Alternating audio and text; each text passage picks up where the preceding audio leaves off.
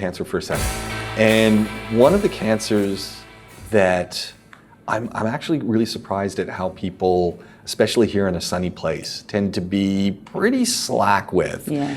And skin cancers. Yeah. And I say this only because we were talking a little bit ago that I was away for a week. We took a staycation week and we went to Abu Dhabi, got our PCR tests, and went to several different hotels and enjoyed and very different hotels too. It was really, we went desert, we went downtown, we went, sort of resort living. And very different experiences, all good, but just very different.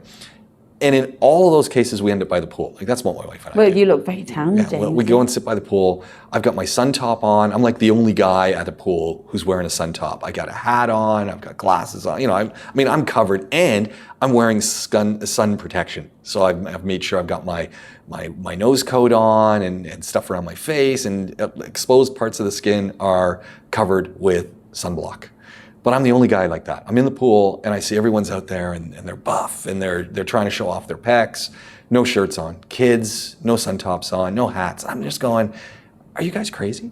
I guess the thing is, are they wearing sunscreen? And not just that, are they wearing the appropriate sunscreen? Well, that's the thing. And then then you're sitting there and you're watching people put on the sunscreen. And what's the latest one that everyone loves? These spray bottles. This is the suntan lotion companies are laughing because they put like in a teaspoon of sunscreen in there and they charge you 20, 30, 40 dirhams for something that costs, like 5 cents. So they're laughing. And then the best part is you watch people putting it on. So I never buy that stuff. I buy the full lather and I get it all over me and it's like a full layer, and then I let it sit because you got to let it. Yes, before you jump in the pool. Yeah, you got to let it temper, right? Let it soak in. But I see the people spraying, and I keep hearing the Jim Croce song.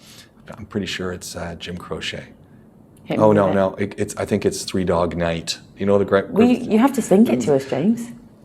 The one, it goes, you don't tug on Superman's cape, you don't spit into the wind, you don't pull the cap off the old Long Ranger, and you don't mess around with Jim. I think that's that was amazing. But the thing is, spit into the wind.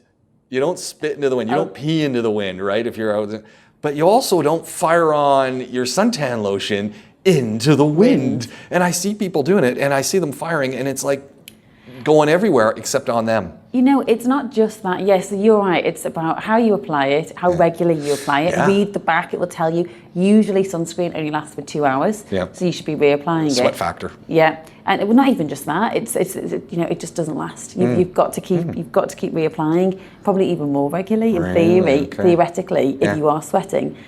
As you say, you've got to let it temper. You shouldn't be jumping in the pool straight away. It will give you instructions on the back. Yeah. And also, I hate to say it, but the brand makes a difference too. Yeah. If you've got one that's got effectively a physical barrier to the sun, so like a zinc oxide in the back, that's brilliant. That's the kind of one. That's what I use. You spend more for that stuff. Yes, of course you do spend more because it's probably a better quality product. Well, it is. It's certainly better protection from the sun. Yeah. I can't comment on the sprays versus the lotions because it depends on the technology that's used, and I don't know enough about that.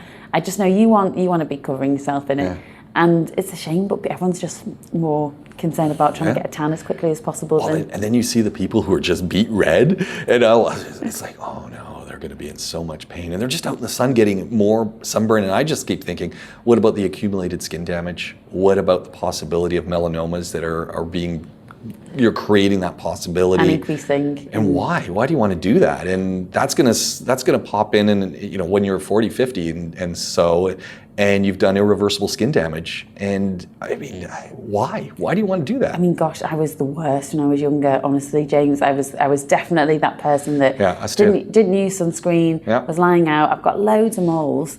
Not that people without moles are not at risk. It just means that if you have moles, that they are more potently like to change. You also, and I think because I tanned, I thought it was okay, but yet you are less likely to burn, and UVB, which causes burning, it can cause cancer a little bit more sometimes. So people that are red or have got red hair, etc., they are more likely to develop skin cancers. That just is a fact. But that doesn't mean that somebody with darker skin or somebody that tans is not going to develop a skin cancer. So it's up to you to take your own protection, really. Plus, there's so many great fake tans these days. I've never done one of those, but who's that guy? Who's the actor that was really famous for the fake tans? American guy. Can't remember. I don't know. Loads of them, James. One. There's loads. I was watching actually a TED Talk. It's a really good one with this fashion model, and she comes out and she does a change on stage too, because she comes out in a little black dress and high pumps, and then she turns into a normal person, as in flats, puts on a longer skirt, and then she just talks about her modeling career and shows pictures. And how this all fits back is she says, hey, I actually probably look pretty good today because I was on a photo shoot yesterday and I had a spray tan. And the spray tan's still on. Yeah. But she's just laughing about, how the perception of everything. And it was actually, I'll have to send you the link because it's just a great video of her talking about, she's just got a great life. But she says, and she's showing photos of her doing her modeling, and she's showing this one, and she goes, okay, well, that photo there, I'm 16, and she's sort of cuddled up to a guy, and she's got her hands through her hair, and she's got an arched back, and she's going, so in that photo, I'd never had a boyfriend, I'd never kissed a boy before, and I didn't actually know how I was supposed to be with the boy. So the photographer was saying, okay, arch your back a little bit more, do this, make this kind of face. She's going, I didn't know any of that stuff. But the picture would make her look like she's, whatever. So the picture makes her look like she's been out in the sunshine, and really she's just been got a bottle of San Moritz all over her body.